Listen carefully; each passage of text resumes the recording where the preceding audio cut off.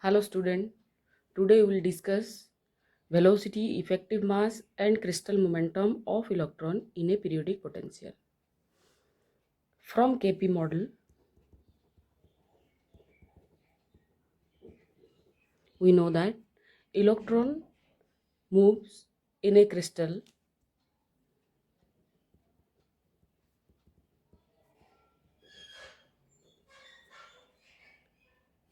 are not free.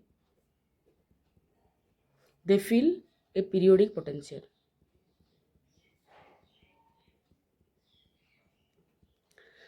So since the motion is not free, so the mass of the electron is also different from the mass of the electron that are moving in a crystal. So the mass of free electron is different from the mass of the electron that are moving in the periodic potential, and the mass of the electron in the periodic potential is known as effective mass. So effective mass of the electron is defined when the electron is moving in a periodic potential under the influence of an applied electric field or magnetic field. So basically, what is effective mass? Effective mass is basically represented by m star. It is the mass of the electron when it is moving freely plus the interaction force that act on the electron due to the neighboring atoms. And since it is difficult to calculate this interaction force because of the motion of the electron, so we pass our ignorance to the mass and put a star on it, and we define this mass as the effective mass of the electron. Since the concept of mass is changed for electron when it moves in a periodic potential, so we have to define velocity, momentum according to that. So let us first define velocity.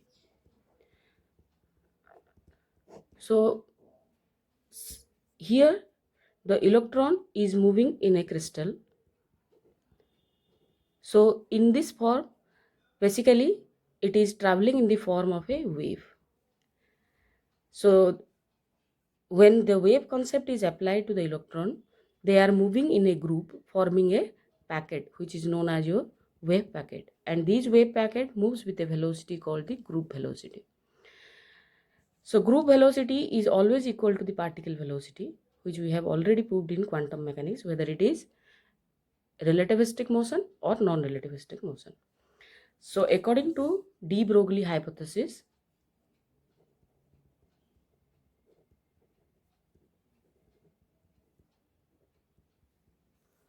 V equal to Vg, that equal to d omega upon my dk, where omega is the angular velocity and k is the wave number. Now we know that E equal to the energy equal to h cross omega.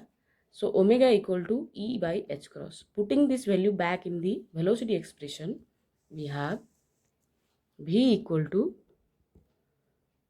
d by dk of E by h cross. So that equal to 1 by h cross dE by dk, equation 1. So this is the velocity of the electron while moving in a periodic potential. If you want to confirm whether this velocity is reduced to equal to the velocity of the particle or electron when it is moving freely, so let us check that. When electron is moving freely, their energy is E equal to h cross square k square by 2m. So dE upon my dk equal to h cross square k upon my m. So V equal to 1 by h cross square k upon my m. So that is h cross k upon my m. So P by m. So that is reduced to the velocity of the electron when it is moving freely. Now coming back to the equation 1, it is clear that from equation 1, it is clear that B is directly proportional to dE upon my dk. E is the energy. We know that from Kp model, the variation of energy with respect to K is somehow like this. Though it is in general not proportional to K square, but it is symmetric about the E-axis, having point of inflection at M and at N, where dE by dk is maximum, or the slope of the curve is maximum. Now here our V is directly proportional to dE upon by dk. So the variation of V versus K curve is related to E versus K curve. So as V is directly proportional to dE by dk, so for K equal to 0 plus pi by a minus pi by a, the value of dE by dk is 0. So we will get the value of V as 0 at this 3 point as well. But at point of inflection, dE by dk is maximum. So the value of the V is positive from 0 to n, and value of V is negative from 0 to m, because here the slope value is negative, here the slope value is positive. So the shape of the curve will be somehow like this.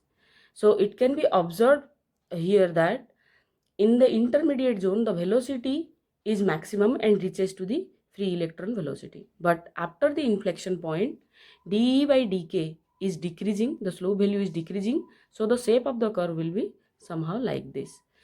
So it is also clear that from the curve that after the inflection point, the velocity decreases even if the energy increases, which is quite different from the free electron behavior. But it can be explainable because within the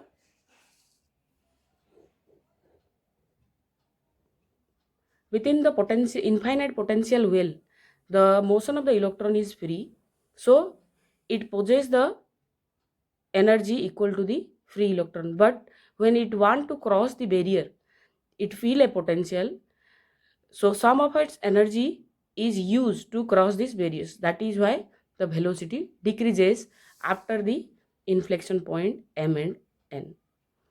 Like this, the velocity of the electron varies in case of a periodic potential. Now we will discuss effective mass. When an electron in a periodic potential of lattice is accelerated by an electric field or magnetic field, then the mass of the electron is called as effective mass, which we have already discussed. So let us consider that an electron is moving in a periodic potential under the influence of an electric field E. So because of this influence, the force on the electron due to this electric field E is equal to EE. Let in time dt it move a distance dx with a velocity v. So because of which there is a increase in kinetic energy. That increase in kinetic energy, dE can be written as EE into dx, because increase in kinetic energy is equal to work done equal to force into displacement. Now from de Broglie hypothesis we know that V equal to d omega upon by dk. So that we have already derived as 1 by h cross dE by dk, equation 1. Putting this value of V in the above equation, so dE equal to EE V dt, so that equal to EE 1 by h cross dE by dk into dt. So further we can solve this as dE upon my dk equal to EE upon my h cross dE upon my dk dt. So from here we will get dk upon my dt equal to EE upon my h cross, equation 2. So further if you solve this equation, h cross dk by dt equal to EE, so this equal to your F, and d by dt of h cross k equal to EE, that is equal to your F, and this is your P, so we can write this as dp by dt equal to F equal to EE, equation 3. Now, differentiating equation 1 with respect to t, we'll get dv by dt equal to 1 by h cross d by dt of dE upon by dk. So, this can be written as 1 by h cross d by dk of dE by dk upon by dt. We can write like this. So, dk upon by dt value we have already evaluated. So, we will use here equation 2. dv by dt is A. So, that equal to 1 by h cross d square k by dk square, d square E by dk square, and dk by dt equal to EE upon by h cross. So, this is equal to 1 by h cross square, EE is F, d square E by dk square. Now, dividing F on the other side, we have A upon my F equal to 1 by h cross square d square E by dk square, or F is our m star A. So, A will cancel out. So, we will get 1 by m star equal to 1 by h cross square d square E by dk square. So, here we will get the value of m star as h bar square by d square E by dk square. So, this is the expression for the effective mass, equation 4. From 4, it is clear that your effective mass is not a constant quantity. It depends upon d square E by dk square.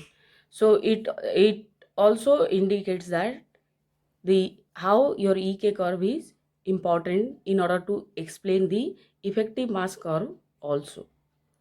So, basically, from the graph, it is clear that V curve is generated from E versus K curve, because the curve of the slope of E versus K curve gives the value of V, and V is basically the variation of dE upon by dk. Now, m star is coming to be the variation of d square E upon by dk square. From our equation, it is clear that. So m star versus K curve will be the slope of velocity curve. Now, if you observe this velocity curve, then it is clear that from M to N, that is between the two inflection point, the slope of the curve is positive and increasing. So, in the M versus K curve, the value will also be increasing between M and N. Now, here we have started the value of M star beyond 0, even if the value of K is 0 here at the origin.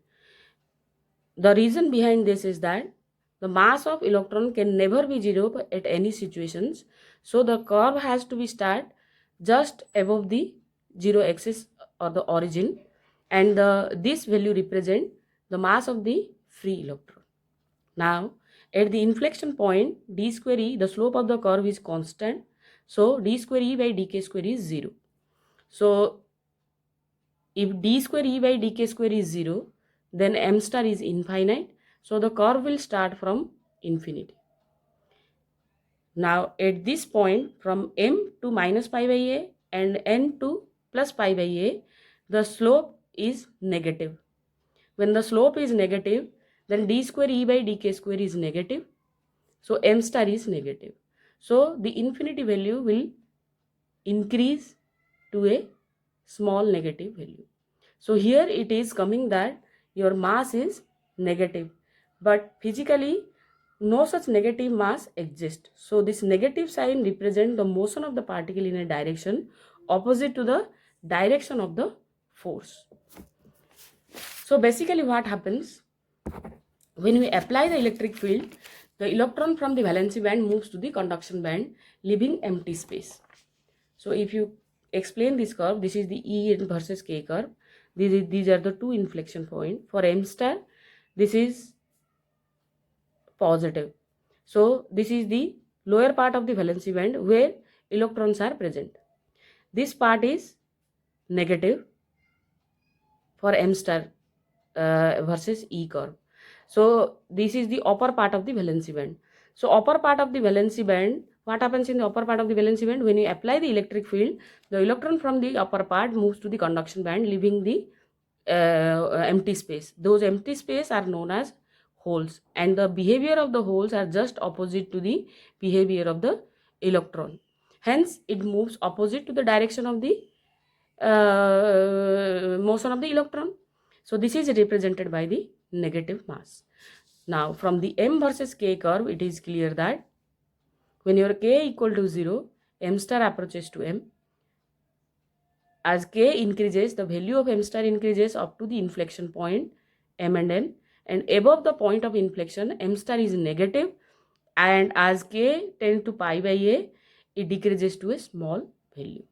So like this, the variation of M star versus K curve can be explained, and we have introduced the concept of hole, which is also a carrier, which also behave as a carrier in the valency band. Thank you.